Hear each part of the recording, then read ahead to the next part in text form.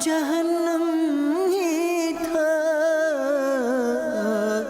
میں تو جاتا مجھے سرکار نے جانے نہ دیا۔ الحمدللہ رب العالمین والصلاة والسلام علی سید الانبیاء والمرسلین، اما بعد فاعوذ باللہ من الشیطان الرجیم، بسم اللہ الرحمن الرحیم۔ پڑھیے الصلاة والسلام علیک یا رسول اللہ وعلی آلک واصحابک یا حبیب اللہ، الصلاۃ والسلام علیک یا نبی اللہ وعلی آلک واصحابک یا نور اللہ۔ آئیے بیان سے پہلے کچھ اچھی نیتیں کر لیتے ہیں۔ نبی پاک صلی اللہ تعالیٰ علیہ وسلم کا فرمان عالی شان ہے، نیت المؤمن خیر من عملی۔ مومن کی نیت اس کے عمل سے بہتر ہوتی ہے۔ نیت کرتے ہیں کہ اللہ کی رضا کے لیے اول تا آخر بیان میں شرکت کروں گا، ادھر ادھر دیکھنے سے بچتے ہوئے، بات چیت کرنے سے بچتے ہوئے، ممکن ہوا تو بیان کی تعظیم کی نیت سے دو زانوں بیٹھ کر بیان سنوں گا۔ جن کے لیے ممکن ہے جس طرح التحیات میں بیٹھتے ہیں اس طرح بیٹھ جائیں تو با ادب بیٹھنے کا ثواب بھی، اس کی برکتیں بھی آپ کو ملنا شروع ہو جائیں گی۔ تھک جائیں تو پھر جیسے چاہیں آپ بیٹھ جائیں۔ یہ بھی نیت کر لیں کہ انشاءاللہ موبائل فون کے استعمال سے بچ کر بیان سنوں گا۔ درود پاک پڑھنے کے بے شمار فضائل و برکات ہیں، بہت ساری احادیث، بہت ساری روایات فضائل درود میں ملتی ہیں۔ ایک بڑا ہی ایمان افروز فرمان مصطفیٰ صلی اللہ تعالیٰ علیہ وسلم حضرت عمار بن یاسر رضی اللہ تعالیٰ عنہ سے مروی ہے، رسول اللہ صلی اللہ تعالیٰ علیہ وسلم نے ارشاد فرمایا، ان اللہ وکل بقبری ملکا اعطاہ اسماء الخلائق۔ بے شک اللہ عز و جل نے ایک فرشتہ میری قبر پر مقرر فرمایا ہے، جسے اللہ عز و جل نے تمام مخلوق کی آوازیں سننے کی طاقت عطا فرمائی ہے۔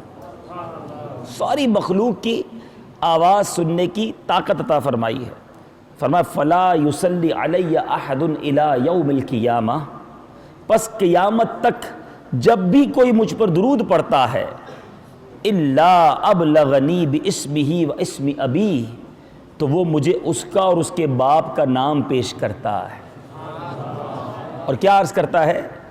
فرماتے میرے آقا، ھذا فلان ابن فلان قد صلی علیکا، یا رسول اللہ فلاں بن فلاں نے آپ صلی اللہ تعالیٰ علیہ وسلم پر درود بھیجا ہے۔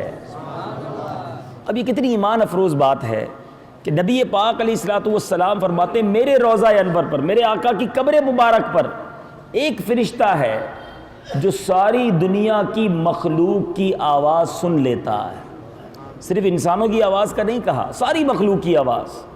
ٹھیک ہے، اب بتائیے، پھر فرمایا جو دنیا میں کہیں بھی درود پڑھے وہ اسے بھی سن لیتا ہے۔ نیپال سے مدینہ منورہ کتنا دور ہے؟ ہزاروں میل دور، یہاں کوئی بھی درود پڑھے وہ فرشتہ سن لے۔ امریکہ میں پڑھے وہ فرشتہ سن لے، آسٹریلیا میں پڑھے وہ فرشتہ سن لے، پاکستان میں پڑھے وہ فرشتہ سن لے، افریقہ میں پڑھے وہ فرشتہ سن لے۔ اور کبھی سوچا روزانہ کتنے درود پڑھے جاتے ہوں گے؟ صبح و شام، کہیں صبح ہے، کہیں شام ہے، کہیں رات ہے۔ ایسے عاشقان رسول دنیا میں موجود جو روزانہ ہزاروں بار درود پاک پڑھتے ہیں، تو کتنے درود پڑھے جاتے ہوں گے نبی پاک علیہ الصلوۃ والسلام کی ذات والا تبار پر؟ ساری دنیا کے درود وہ فرشتہ سن لیتا ہے۔ اب جب فرشتہ درود سن لے تو جس کا دربان ہے، جس آقا کی قبر منور پر وہ فرشتہ موجود ہے، اس کی سماعت کا عالم یہ ہے تو مصطفیٰ کی سماعت کا عالم کیا ہوگا؟ دنیا کا دستور ہے نا کہ دربان، چوکیدار، خادم، اس سے زیادہ پاورفل اس کا آقا ہوتا ہے۔ جبھی تو چوکیدار، دربان، خادم باہر ہوتا ہے، مالک جو ہوتا ہے وہ گھر کے اندر ہوتا ہے۔ تو آقا علیہ الصلوۃ والسلام کے دربار پر انوار پر موجود فرشتہ وہ اتنی سماعت رکھتا ہو، اچھا پھر سماعت ہی نہیں، وہ ریکگنائز بھی کر لیتا ہے، پہچان بھی لیتا ہے کہ کس نے درود پڑھا ہے۔ آج کل ایک ہمارے موبائل فون میں ایک ایسی فیسلٹی آ گئی ہے، ایک ایسی ٹیکنالوجی آ گئی ہے کہ ہمیں دنیا سے کہیں بھی کوئی کال کرتا ہے، اگر اس کا نمبر ہمارے پاس سیو ہے تو اس کا نام لکھا ہوا آ جاتا ہے کہ فلاں کی کال آ رہی ہے، جس کو ہم کالر آئی ڈی کہتے ہیں۔ سائنس نے ترقی کر لی ہے، کالر آئی ڈی تو بنا لی، لیکن ابھی تک دنیا میں کوئی ایسی ترقی نہیں ہوئی ہے کہ کال آئے تو یہ بھی پتہ چل جائے کہ فون کرنے والے کے والد کا نام کیا ہے۔ مگر وہ فرشتہ یہ بھی پہچانتا ہے کہ جس نے درود پڑھا اس کے والد کا نام یہ ہے۔ تو جب فرشتے کے علم کا عالم یہ ہے تو فرشتوں کے آقا نبی پاک علیہ الصلوۃ والسلام کے علم کا عالم کیا ہوگا۔ تو نیت کر لیں انشاءاللہ روزانہ کم از کم 313 مرتبہ درود پاک پڑھیں گے انشاءاللہ عز و جل۔ میرے میٹھے پیارے اسلامی بھائیوں اور مدنی چینل کے ناظرین، قرآن مجید فرقان حمید اللہ کا پاکیزہ کلام، اور اس کلام میں ہمارے لیے بہت سارے پیغامات، بہت ساری نصیحت کی باتیں اور میسیجز ہیں، مگر بدقسمتی یہ ہے کہ آج ہماری اکثریت اخبار پڑھتی ہے، ناول پڑھتی ہے، ڈائجسٹ پڑھتے ہیں، ای میل پڑھتے ہیں، کمپیوٹر پر میسیجز پڑھتے ہیں، دنیا بھر کی ویب سائٹ کو وزٹ کرتے ہیں، نہیں پڑھتے تو قرآن نہیں پڑھتے، رب کا کلام نہیں پڑھتے، اور جب قرآن سے دور زندگی گزاریں گے تو نور قرآن کیسے حاصل ہوگا۔ اللہ کا یہ کلام ہمارے لیے ہے، ہم مسلمان ہیں اور مسلمان ہو کر ہم قرآن نہیں پڑھتے۔ قرآن پاک میں کیسے کیسے واقعات موجود ہیں، پڑھیں تو پتہ چلے، اور پھر ان واقعات میں ہمارے لیے کیسا کیسا درس ہے، جب پڑھیں گے تو پتہ چلے گا نا۔ آج میں اپنے اس بیان میں ایک قرآنی واقعہ پیش کروں گا، اس واقعے سے ہم سب کے لیے میسج کیا ہے یہ غور سے ہم نے سننا ہے۔ حضرت سیدنا داؤد علیہ نبینا علیہ الصلوۃ والسلام، آپ کی قوم کے 70,000 افراد عقبہ کے پاس سمندر کے کنارے ایکا نامی گاؤں میں رہتے تھے، اور یہ لوگ بڑی فراخی کے ساتھ، بڑی خوشحالی کے ساتھ گزر بسر کرتے تھے، بڑے ویل سیٹ تھے۔ ان سب کا کاروبار مچھلیاں پکڑنا تھا، کیونکہ سمندر کا کنارہ تھا، مچھلی پکڑتے اور اسے بیچ دیا کرتے۔ اب اللہ تبارک و تعالیٰ نے اس قوم کا امتحان لیا، اور ہفتے والے دن، سنیچر والے دن، اس قوم کو شکار ان پر حرام قرار دے دیا۔ پورا ہفتہ شکار کرو، ہفتے والے دن شکار نہیں کرنا۔ اب ہوتا یہ تھا، امتحان تھا، عام دنوں کے مقابلے میں ہفتے والے دن مچھلی زیادہ نظر آتی تھی۔ اب یہ کہتے ہفتے والے دن منع ہے اور ہفتے والے دن ہی مچھلی زیادہ نظر آتی ہے۔ اب شیطان نے ان لوگوں کو ایک ہیلا سجایا، ایک بہانہ سکھایا کہ ایسا کرو، چھوٹی چھوٹی نالیاں بناؤ، ان نالیوں کے ذریعے پھر حوض بناؤ، اس حوض میں سیٹرڈے والے دن، ہفتے والے دن پانی بھر لیا کرو، مچھلیاں حوض میں آ جائیں گی، نالی کو بند کر دینا، اتوار والے دن مچھلیاں نکال لینا۔ آج بھی شیطان بہت سارے لوگوں کو گھماتا ہے نا، یوں نہیں یوں کر لو، یوں نہیں یوں کر لو، ایسا تھوڑی یہ صحیح ہے۔ سود بنا تھا تو کہتے سود نہیں، یہ تو نفع ہے، یہ تو انٹرسٹ ہے، یہ تو پروفٹ ہے، سروس چارجز ہے۔ مختلف ہیلے بہانوں سے آج بھی شیطان لوگوں کو گھماتا ہے، اس زمانے میں بھی گھمایا، وہ لوگ مان گئے کہ یہ ٹھیک ہے، حالانکہ تھا تو یہ بھی شکار، کان ادھر سے پکڑیں یا ادھر سے پکڑیں بات برابر ہے۔ بہرحال اب ان لوگوں نے یہ کرنا شروع کر دیا، ہفتے کے لیے اس طرح حوض بنانا شروع کر دی۔ تھوڑے عرصے کے بعد حضرت داؤد علیہ نبینا علیہ الصلوۃ والسلام اس قوم پر آئے، تو آپ نے دیکھا کہ اس قوم نے تو اللہ کے فرمان کی نافرمانی کی ہے، ہفتے والے دن شکار کر رہے ہیں۔ اچھا، جو لوگ الگ ہو گئے تھے نا، انہوں نے کیا کیا، بیچ میں ایک دیوار کھڑی کر دی کہ ہم تم سے نہ کوئی میل ملاپ، نہ کوئی کاروبار، نہ ملنا جلنا، تم اللہ کے نافرمان ہو، ہم تم سے رابطہ نہیں رکھیں گے۔ بیچ میں ایک دیوار کھڑی کر دی۔ حضرت داؤد علیہ نبینا علیہ الصلوۃ والسلام نے جب دیکھا کہ قوم کے 12,000 افراد تھے یہ، جنہوں نے ہیلے بہانے سے اللہ کی نافرمانی کی، یہ 12,000 افراد تھے، تو حضرت داؤد علیہ نبینا علیہ الصلوۃ والسلام نے جب انہیں دیکھا تو پھر آپ نے اللہ تبارک و تعالیٰ کے غضب کے لیے ان لوگوں پر لعنت فرمائی، آپ نے ان کے لیے ہلاکت کی دعا فرما دی۔ اب کیا ہوا غور سے سنیے میرے یہاں پوکھرا میں موجود عاشقان رسول اور مدنی چینل کے ناظرین۔ اب کیا ہوا کہ دوسرے دن جب صبح ہوئی تو کوئی بھی ادھر سے اس دیوار کے اس طرف سے یہاں نہیں آیا، حالانکہ تھے یہ آپس میں رشتہ دار، آنا جانا تھا، یہاں کوئی نہ آیا، کوئی آواز بھی نہیں۔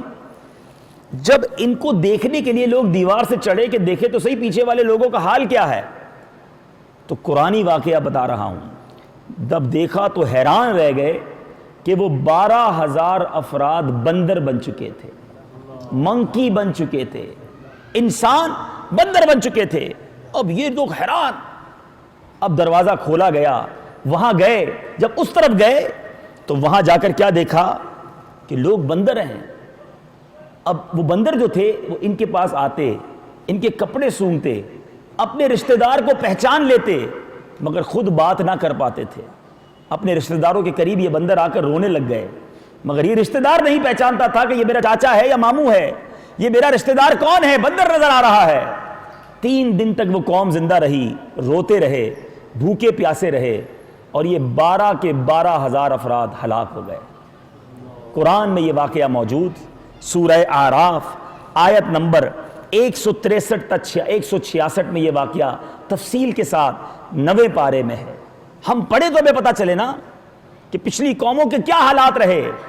قرآن مجید فرقان حمید میں اللہ تبارک و تعالیٰ ارشاد فرماتا ہے وَلَقَدْ عَلِمْتُمُ الَّذِينَ اعْتَدَوْا مِنْكُمْ فِي السَّبْتِ فَقُلْنَا لَهُمْ كُونُوا قِرَدَةً خَاسِئِينَ۔ ترجمہ کنز ایمان، اور بے شک ضرور تمہیں معلوم ہے تم میں کہ وہ جنہوں نے ہفتے میں سرکشی کی تو ہم نے ان سے فرمایا کہ ہو جاؤ بندر دھتکارے ہوئے، کونو قردۃ خاسئین، قرآن کہتا ہے۔ اور پھر قرآن نے آگے کیا فرمایا فجعلناها نکالا لما بین یدیہا وما خلفہا وموعظۃ للمتقین، تو ہم نے اس بستی کا یہ واقعہ آگے اور پیچھے والوں کے لیے عبرت کر دیا اور پرہیزگاروں کے لیے نصیحت۔ یہ قرآن کا واقعہ عبرت بھی ہے، نصیحت بھی ہے، مگر عبرت اور نصیحت تو اسے ملے گی نا جو قرآن پڑھے گا، جو اسے سمجھے گا، علماء کے پاس جائے گا کہ بتاؤ اللہ کے کلام میں کیا لکھا ہے۔ ہمیں جناب دنیا کے بڑے بڑے واقعات پتہ ہیں، نیپال کس سن میں آزاد ہوا، اس کا پہلا سردار بادشاہ کون تھا، اس ملک میں کون سا پارلیمنٹ ہے، برابر ملک ہند ہے، ہند کے جناب کون کون سے صدر رہے۔ ہمارے بچوں کو کرکٹ ٹیمیں، فٹ بال ٹیمیں، دنیا بھر کے کھلاڑیوں کے نام پتہ ہیں۔ ارے قرآن میں کون کون سے واقعات ہیں وہ ہمیں معلوم ہے، اللہ کے نبیوں کے نام پتہ ہیں، ہمیں صحابہ کرام علیہم الرضوان کے واقعات پتہ ہیں۔ غور کیجئے میرے میٹھے اور پیارے اسلامی بھائیوں، ذرا توجہ کیجئے کہ یہ واقعہ ہم میں سے پہلے کتنوں نے سنا۔ اب اس واقعے سے کیا سیکھنے کو ملا کہ اس قوم نے اللہ کی نافرمانی کر کے مال کمایا، ایک بات نہ مانی، وہ قوم بندر بنا دی گئی، اللہ کا عذاب نازل ہو گیا۔ مگر آج مسلمان کہنے والا اللہ کی کون سی بات مان رہا ہے، ساری ہی رب کی مرضی کے خلاف کام ہو رہے ہیں، صبح سے لے کر شام تک اللہ کی نافرمانی ہو رہی ہے۔ نماز پڑھنے کا مسلمان کے پاس ٹائم نہیں ہے، جب روزی کمانے جاتا ہے یہ سوچتا ہی نہیں کہ حلال کما رہا ہوں یا حرام کما رہا ہوں، بس پیسے چاہیے۔ یہ بتاؤ پیسے ملیں گے کدھر سے؟ چاہے جھوٹ بول کر ملیں، چاہے ملاوٹ کر کے ملیں، چاہے سود لے کر ملے، بس پیسے چاہیے۔ ایک کا 10، 10 کا 100، 100 کا 1000، 1000 کا لاکھ، یہ ملٹی پلائی کہاں سے ہوگا یہ بتا دو۔ یہ حلال ہے یا حرام؟ یہ لقمے جو خود کھا رہے ہو، اپنے بیوی بچوں کو کھلا رہے ہو، کبھی سوچا کہ یہ حلال کے لقمے ہیں یا حرام کے؟ ایک بار اس قوم نے حرام کمایا، ہفتے کے دن شکار منع تھا، شکار کیا، اس قوم کو بندر بنا دیا گیا۔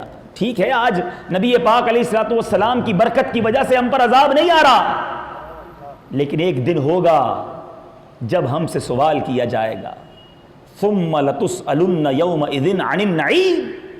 پھر ایک دن ضرور تم سے اللہ کی نعمتوں کے بارے میں سوال ہوگا. کیا جواب ہوگا ہمارے پاس؟ یہ بنگلے، یہ گاڑیاں، یہ مال و دولت کماتے وقت سوچتے ہی نہیں کہ میں حلال کما رہا ہوں کہ حرام کما رہا ہوں. اللہ کے فرمان پر دن اور رات گزر رہے ہیں مگر نافرمانی پر نافرمانی کیے جا رہے ہیں. یہ زندگی اچھی نہیں ہے. ہم سب نے مرنا ہے، ہم سب نے قبر میں جانا ہے. حلال کمانے والا بھی قبر میں جائے گا، حرام کمانے والا بھی قبر میں جائے گا، نمازیں پڑھنے والا بھی قبر میں جائے گا، نمازیں قضا کرنے والا بھی قبر میں جائے گا، اپنے ماں باپ کا فرما بردار بھی قبر میں جائے گا، ماں باپ کو ستانے والا بھی قبر میں جائے گا، شراب پینے والا بھی قبر میں جائے گا، جوا کھیلنے والا بھی قبر میں جائے گا، لوگوں کو ستانے والا، ظلم کرنے والا، بے حیائی کے کام کرنے والا، بدکاریاں کرنے والا، نام محرم عورتوں سے دوستیاں لگانے والا، فلمیں ڈرامے دیکھنے والا، گانے باجے سننے والا، سب قبر میں جائیں گے. اور پھر قبر میں کیا ہوگا؟ وہاں یہ پیسہ کام نہیں آئے گا، وہاں یہ دوست کام نہیں آئیں گے. وہاں ہم ہوں گے، ہمارے اعمال ہوں گے، کوئی ساتھ نہ ہوگا. اگر اس دن رب ناراض ہوا تو کیا کریں گے؟ قبر میں سوال ہوگا، مر ربک، بتاؤ تیرا رب کون ہے؟ ما دینک، بتا تیرا دین کیا ہے؟ ما کنت تقول فی حق ھذا الرجل، ایک بڑا پیارا چہرہ دکھایا جائے گا اور پوچھا جائے گا بتاؤ اس مبارک ہستی کے بارے میں دنیا میں کیا کہا کرتے تھے، جس نے ساری زندگی گناہوں میں گزاری ہوگی، اللہ کی ناراضگی میں گزاری ہوگی. علماء لکھتے ہیں اس کو جواب نہیں آئے گا. ہائے ہاتا لا ادری، ہائے افسوس میں کچھ نہیں جانتا. وہ یہ پکارے گا اور پھر قبر میں آگ بھڑکا دی جائے گی. اے بڑے بڑے گھر کے خواب دیکھنے والوں، اے نرم و گداز بستر کے لیے، اے اچھے اور بیڈ روم اور ڈرائنگ روم بنانے کے لیے حرام کمانے والوں، آج تو اچھے اچھے گھر بنا لو گے، اگر قبر میں سانپ اور بچھو آ گئے تو کیا جواب دو گے؟ گھر میں کتنے سال رہو گے؟ 50 سال، 60 سال، 70 سال. قبر میں تنہا ہو سکتا ہے ہزاروں سال رہنا پڑے. اس قبر کی کیا تیاری کی ہے؟ اے میرے بیچے اور پیارے اسلامی بھائیوں اور مدنی چینل کے ناظرین، آؤ میں آپ کو بتاتا ہوں کہ جو حرام کماتے ہیں، جو اس تویز کو اٹھا دیتے ہیں کہ بس پیسہ آنا چاہیے، بیلنس بڑھنا چاہیے، وہ حرام کمائی انہیں کیسے برباد کر سکتی ہے. نبی پاک علیہ الصلوۃ والسلام کا فرمان عبرت نشان ہے. میں اس آقا کا فرمان سنا رہا ہوں جس کا آپ نے بھی کلمہ پڑھا ہے، جن پر میں نے بھی ایمان لایا ہوں، میں نے بھی کلمہ پڑھا ہے. وہ آقا فرماتے ہیں جو شخص حرام مال کماتا ہے اور پھر صدقہ کرتا ہے. کچھ لوگ حرام کما کر کہتے ہیں چلو بھائی صدقہ کر دیتے ہیں، مسجد میں بھی پیسے دیتا ہوں، میں تو غریبوں کی مدد بھی کرتا ہوں. سنو، آقا علیہ الصلوۃ والسلام فرماتے جو شخص حرام مال کماتا ہے پھر صدقہ کرتا ہے اس سے قبول نہیں کیا جائے گا، اور اس سے خرچ کرے گا تو اس کے لیے اس میں برکت نہ ہوگی، اور اس کو پیچھے چھوڑ کر مرے گا تو یہ اس کے لیے دوزخ کا زادہ راہ ہوگا. تینوں پوزیشنیں خراب ہو گئی نا. صدقہ کرا تو قبول نہیں، خرچ کرے گا تو برکت نہیں، چھوڑ کر مرے گا تو جہنم کا سامان. کس کام کا یہ پیسہ؟ یاد رکھیے نبی پاک علیہ الصلوۃ والسلام کا فرمان عالی شان ہے، وہ گوشت ہرگز جنت میں داخل نہ ہوگا جو حرام میں پلا بڑا ہے. ابو داؤد شریف کی حدیث ہے. سوچو، جو اپنے بیوی بچوں کے لیے، جو اپنے گھر والوں کو خوش کرنے کے لیے اللہ کو ناراض کرتے ہیں، قیامت کے دن ان کے لیے کیسی شرمندگی ہوگی. نبی پاک علیہ الصلوۃ والسلام کا ایک اور فرمان سنیے. میرے آقا علیہ الصلوۃ والسلام فرماتے ہیں لوگوں پر ایک زمانہ ایسا آئے گا کہ مومن کو اپنا دین بچانے کے لیے ایک پہاڑ سے دوسرے پہاڑ، ایک غار سے دوسرے غار کی طرف بھاگنا پڑے گا. تو اس وقت روزی اللہ عز و جل کی ناراضگی ہی سے حاصل کی جائے گی. تو پھر آدمی اپنی بیوی بچوں کی وجہ سے ہلاک ہوگا. اگر بیوی بچے نہ ہوں تو والدین کی وجہ سے ہلاک ہوگا، والدین نہ ہوئے تو رشتہ داروں اور پڑوسیوں کی وجہ سے ہلاک ہوگا. صحابہ کرام نے عرض کی یا رسول اللہ صلی اللہ تعالیٰ علیہ وسلم وہ کیسے؟ یعنی حدیث پاک کا خلاصہ ہے کہ آقا کوئی کیا اپنے ماں باپ کی وجہ سے بھی ہلاک ہو سکتا ہے، اپنے بیوی بچوں کی وجہ سے بھی ہلاک ہو سکتا ہے؟ فرمایا ہاں، وہ اسے تنگ دستی پر آر دلائیں گے۔ بیوی بچے کہتے ہیں نا تمہارے پاس ہے ہی کیا، پڑوسی کو دیکھو اتنا بڑا گھر بنا لیا، اس نے اتنی بڑی گاڑی لے لی، نیا فرنیچر لے لیا، گھر والے اسے شرم دلائیں گے۔ میرے آقا فرماتے ہیں اور بندہ ان کے شرم دلانے کی وجہ سے، ماں باپ کے طعنوں کی وجہ سے اپنے آپ کو ہلاک کرنے والے کاموں میں مصروف کر دے گا اور انہی کے ہاتھوں ہلاک ہو جائے گا۔ بیوی بچوں کو خوش کرنے کے لیے رب کو ناراض کرنے چلے ہو، کدھر گیا بھروسہ، کدھر گیا توکل؟ ارے بچپن سے ایک جملہ سن رہے ہیں، دانے دانے پہ لکھا ہے کھانے والے کا نام، مگر آج انسان کو جلدی اتنی ہے کہ سمجھتا ہے حرام نہیں کماؤں گا تو اللہ کی طرف سے ملنا نہیں۔ یہ بے وقوفی ہے، یہ انسان کی بے وقوفی ہے۔ ارے اللہ دینے والا ہے، آپ صبر کرتے، آپ بھروسہ کرتے اس پر، وہ پہلے سے زیادہ عطا فرمائے گا، خوب عطا فرمائے گا۔ نبی پاک علیہ الصلوۃ والسلام کے آپ نے فرامین سنے۔ آج کل بہت سارے لوگ ملتے ہیں کہتے دعا کر دیں، بڑی دعائیں کرتے ہیں، ہماری دعائیں قبول نہیں ہوتی۔ ایک مرتبہ حضرت موسیٰ کلیم اللہ علیہ نبینا علیہ الصلوۃ والسلام کسی مقام سے گزرے، وہاں کیا دیکھا آپ نے کہ ایک شخص ہاتھ اٹھائے بڑی رقت کے ساتھ روتے روتے اللہ تعالیٰ سے دعا مانگ رہا۔ حضرت موسیٰ علیہ الصلوۃ والسلام نے کافی دیر تک اسے دیکھتے رہے، پھر اللہ کی بارگاہ میں عرض کی، یا اللہ میرے رحیم کریم پروردگار، اس بندے کی دعا قبول کیوں نہیں فرماتا؟ میرے مولا اتنا رو رہا ہے، گر گڑا رہا ہے، اس پر کرم فرما دے۔ کیا ارشاد ہوا؟ اللہ نے فرمایا، وہی نازل فرمائی، اے موسیٰ اگر یہ شخص اتنا روئے کہ روتے روتے اس کا دم نکل جائے، یہ مر جائے، اتنے ہاتھ اٹھائے کہ اس کے ہاتھ آسمان کو چھو لیں، اے موسیٰ میں نے اس کی دعا پھر بھی قبول نہیں کرنی۔ عرض کی میرے مولا اس کی کیا وجہ ہے؟ ارشاد ہوا، یہ حرام کھاتا ہے، حرام پہنتا ہے اور اس کے گھر میں حرام مال ہے۔ اے میرے میٹھے اسلامی بھائیو غور کیجئے، یہ ہے حرام مال کی نحوست کہ جو حرام کماتا ہے اس کی عبادتیں بھی قبول نہیں، اس کی دعائیں قبول نہیں۔ میرے میٹھے اور پیارے اسلامی بھائیو اور مدنی چینل کے ناظرین، اچھا ایک اور بڑی ڈرا دینے والی روایت اور ایک غلط فہمی بھی دور کرتا چلو۔ امام غزالی علیہ رحمۃ اللہ الوالی فرماتے ہیں کہ قیامت میں ایک شخص کو لایا جائے گا اور اس نے حرام مال کمایا ہوگا، حرام جگہ خرچ کیا ہوگا، حکم دیا جائے گا اس کو جہنم میں لے جاؤ۔ پھر دوسرا شخص لایا جائے گا جس نے حلال طریقے سے مال کمایا ہوگا اور حرام جگہ پر خرچ کیا ہوگا۔ ایسے بھی بد نصیب ہوتے ہیں کہ جو بڑی محنت کے ساتھ حلال کماتے ہیں مگر خرچ حرام کاموں میں کرتے ہیں، معاذ اللہ شراب پینے میں، جوا کھیلنے میں، بے حیائی کے کاموں میں۔ کمایا حلال تھا، خرچ حرام کیا، حکم ہوگا اسے بھی جہنم میں لے جاؤ۔ اب تیسری کیٹیگری فرمایا وہ ہوگا جس نے حرام طریقے سے کمایا ہوگا، حلال کام میں خرچ کیا ہوگا۔ آج کل بعض لوگ جو ڈنڈی مار کے کام کرتے ہیں، غلط کام کرتے ہیں، جھوٹ کا کام کرتے ہیں، ملاوٹ کرتے ہیں، دھوکہ دیتے ہیں، سود کا کام کرتے ہیں، وہ اپنے دل کو کس طرح مطمئن کرتے ہیں کہ یار میں غلط کام تو کرتا ہوں لیکن میں چندہ بھی بہت دیتا ہوں مسجد کو، میں غریبوں کی مدد بھی کر دیتا ہوں، میں حج بھی کر لیتا ہوں، میں عمرہ بھی کر لیتا ہوں، تو دل ہی دل میں اپنے آپ کو منا لیتے ہیں کہ جناب وہ بیلنس ہو جاتا ہے، غلط کماتا ضرور ہوں مگر کام اچھے کر لیتا ہوں۔ تو یہاں بہت بڑی بے وقوفی ہے۔ یاد رکھیے اللہ پاک ہے اور پاک مال ہی کو پسند فرماتا ہے۔ بڑی عجیب بات ہے کہ اللہ کی نافرمانی کر کے حرام کمائیں اور وہی حرام اس کی بارگاہ میں پیش کر دیں، کیسے قبول ہوگا؟ اس کو مثال کے طور پہ سمجھیے، آپ کسی بہت بڑی شخصیت کے پاس، کسی بادشاہ کے پاس، کسی وزیر کے پاس جائیں، اس کے گھر دعوت پر، ٹھیک ہے، اور دعوت میں جا کر اس کو تحفے میں ایک بہت اچھے پیکٹ کے اندر ایک بوتل دیں، مگر اس بوتل کے اندر پیشاب بھر کے دے دیں۔ اب بادشاہ نے جب وہ تحفہ دیکھنا ہے تو راضی ہونا ہے یا ناراض ہونا ہے کہ تحفے میں پیشاب کی بوتل دے گیا؟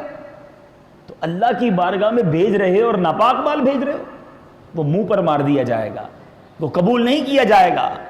یاد رکھے، حلال کما کر اللہ کی راہ میں خرچ کریں تو اس کی برکت ملنی ہے۔ امام غزالی فرماتے ہیں اس کو بھی جہنم میں ڈال دیا جائے گا جس نے حرام کما کر حلال خرچ کیا ہوگا۔ پھر چوتھا شخص لایا جائے گا جس نے حلال کمایا ہوگا، حلال خرچ کیا ہوگا، اس سے سوال و جواب ہوں گے۔ یہ ہے میرے میٹھے اسلامی بھائیوں جو ہم نے سمجھنا ہے۔ پیسہ کمانا بڑا آسان ہے، مال گھر لے جانا بڑا آسان ہے، مگر یہ چیک کیجئے کہ میں حلال لے جا رہا ہوں یا حرام لے جا رہا ہوں۔ اور جو حلال کماتے ہیں، سبحان اللہ سبحان اللہ، سنیے ایسے ایسے فضائل ہیں حلال کے کہ بندہ سنے تو اس کا ایمان تازہ ہو جائے۔ ایک بار حضرت سیدنا سعد بن ابو وقاص رضی اللہ تعالیٰ عنہ کھڑے ہوئے، عرض کی یا رسول اللہ صلی اللہ تعالیٰ علیہ وسلم، اللہ سے دعا کیجئے اللہ مجھے مستجاب الدعوات بنا دے، یعنی میں ایسا بن جاؤں کہ میری دعائیں قبول ہونے لگ جائیں۔ ہم سب چاہتے ہیں نا کہ ہم مستجاب الدعوات بن جائیں، جو دعا مانگے قبول ہو جائے۔ میرے آقا علیہ السلام نے کیا فرمایا؟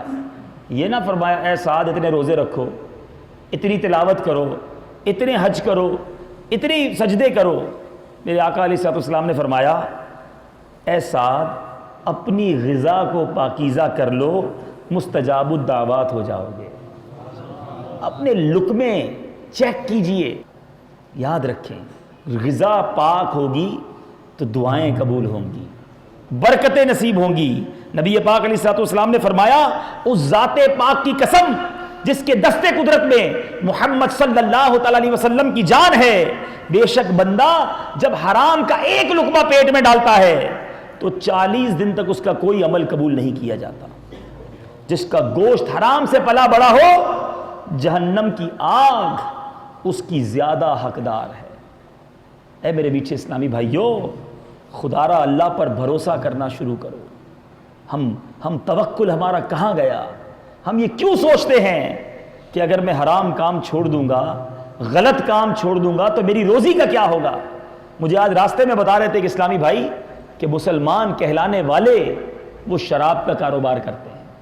مسلمان کہلانے والے ایسی جگہ پر نوکری کرتے ہیں جہاں شراب بنائی جاتی ہے۔ ارے تمہیں شرم نہیں آتی؟ یہ حرام کے لقمے گھر لے جا کر کیا کرو گے؟ یہ اپنے بچوں کو کھلاؤ گے، برکت کہاں سے آئے گی؟ صبر کرو، اگر نہیں ملتا کام کوئی بات نہیں، میرے رب نے رزق کا وعدہ کیا ہے، وہ تمہیں پہنچا کر رہے گا۔ قرآن پاک کی ایک آیت سبحان اللہ، ہو سکے تو اسے یاد کر لیجئے، وَأُفَوِّضُ أَمْرِي إِلَى اللَّهِ إِنَّ اللَّهَ بَصِيرٌ بِالْعِبَادِ۔ فرمایا قرآن پاک میں اپنے سارے کام اللہ کے سپرد کرتا ہوں، سونپ دو، اللہ کے سپرد کر دو، بے شک وہ رب کریم اپنے بندوں کو دیکھتا ہے، ملاحظہ فرماتا ہے، ضرور کرم فرمائے گا۔ ارے آج اگر تھوڑی سی تنگی آئی تو حرام کی طرف چلے گئے، برے کام کی طرف چلے گئے، اللہ پر بھروسہ کہاں گیا؟ ارے اللہ تبارک و تعالیٰ پر جو بھروسہ کرتا ہے، سنو قرآن کہتا ہے وَمَن يَتَّقِ اللَّهَ يَجْعَلْ لَهُ مَخْرَجًا وَيَرْزُقْهُ مِنْ حَيْثُ لَا يَحْتَسِبُ وَمَن يَتَوَكَّلْ عَلَى اللَّهِ فَهُوَ حَسْبُهُ۔ ترجمہ کنز الایمان، اور جو اللہ سے ڈرے اللہ اس کے لیے نجات کی راہ نکال دے گا اور اسے وہاں سے روزی دے گا جہاں اس کا گمان نہ ہو، اور جو اللہ پر بھروسہ کرے اللہ اسے کافی ہے۔ بھروسہ تو کرو نا رب پر، یقین کرو اس پر، چھوڑ دو اپنی فکریں۔ توکل حدیث پاک کا خلاصہ ہے، سبحان اللہ، نبی پاک علیہ السلام فرماتے ہیں کہ اگر تم اللہ عز و جل پر اس طرح بھروسہ کرو جیسا بھروسہ کرنے کا حق ہے تو وہ تمہیں اس طرح رزق عطا فرمائے گا جس طرح پرندے کو رزق عطا فرماتا ہے۔ صبح گھر سے نکلتا ہے خالی پیٹ ہوتا ہے، واپس آتا ہے پیٹ بھر کر واپس آتا ہے۔ وہ رب جب پرندے کو پہنچاتا ہے تو ہمیں نہیں پہنچائے گا؟ بھروسہ تو کرو نا، صبر تو کرو، توکل تو کرو۔ یہ فکریں پالی ہوئی ہے کہ کل کا کیا ہوگا، کھانے کا کیا ہوگا، بچوں کا کیا ہوگا۔